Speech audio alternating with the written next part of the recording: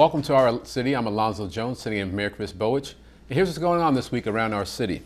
On Tuesday, October 7th at 11:30 a.m., Mayor Bowich will attend a small business forum and luncheon event at the Winfield Scott Ballroom located on 323 North Broad Street here in Elizabeth.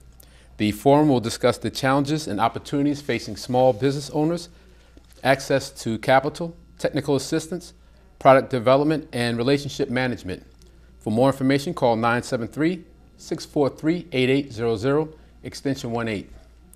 Afterwards, Mayor Bowich will join 2nd Ward Councilman Nelson Gonzalez in the placement of a new welcome sign in Elizabeth. The sign will be placed at the corner of Bayway Avenue and McKinley Street. On Wednesday, October 8th at 12:30 p.m., Mayor Bowich will join members of the Italian community and other Elizabeth residents for a flag-raising ceremony. The event will take place on the steps of City Hall.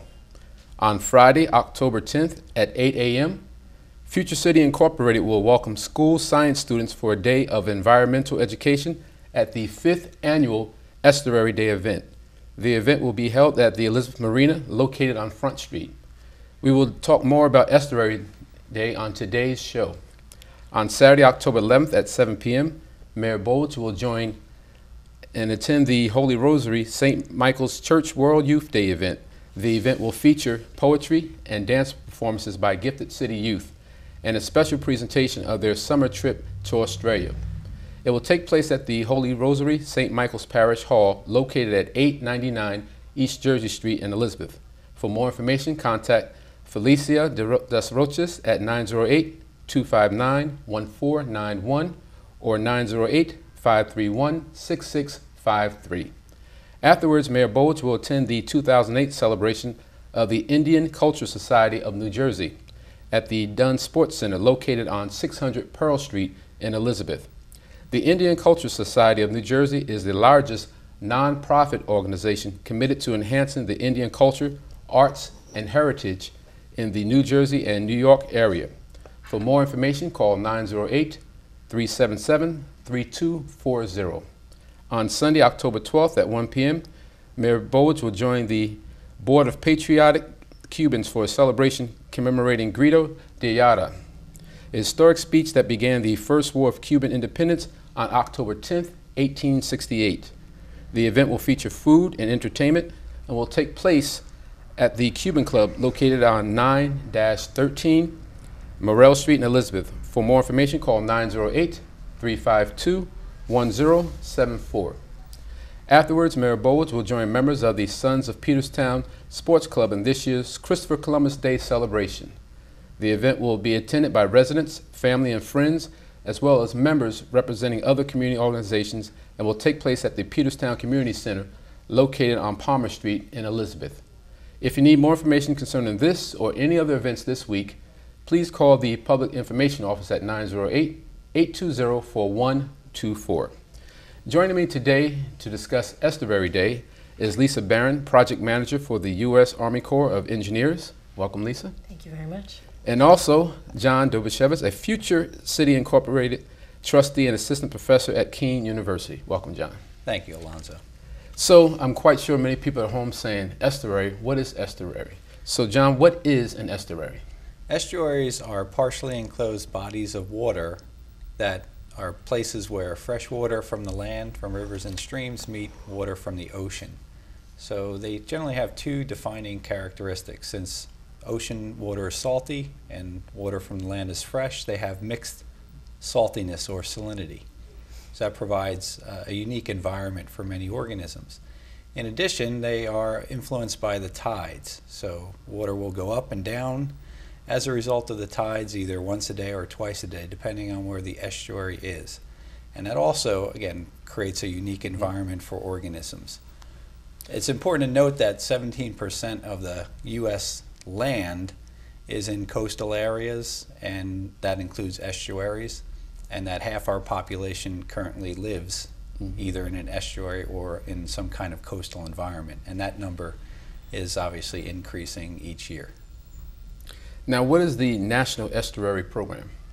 The National Estuary Program was established by Congress in 1987. So we're going into about the 20th year of the program, and Estuary Day has been celebrated since the inception of the program, usually by nonprofit groups and ocean conservancy types of groups that are out there to inform the public.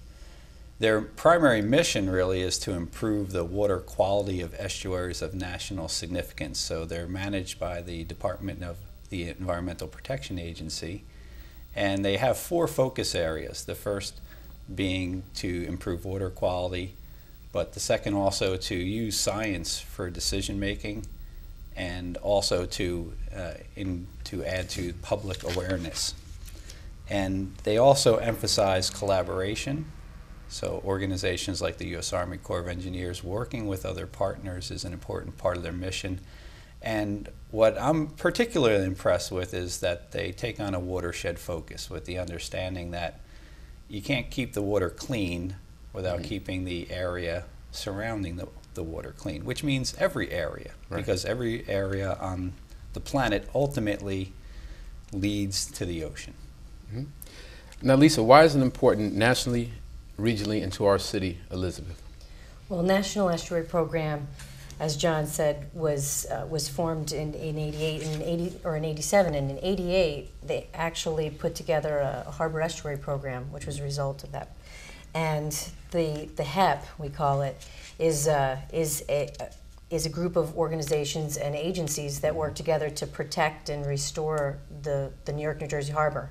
I mean, this harbor is an estuary of national significance, and so the HEP, which is composed of the Corps and EPA and the state, the DEP and DEC and the local government, everyone to get together to work on these programs to move forward. And I get to work with the HEP on a day-to-day basis because I'm the project manager for the Hudson-Raritan Estuary Restoration Project, which is developing a plan to restore the estuary and its habitats and look at it as a blueprint for future restoration.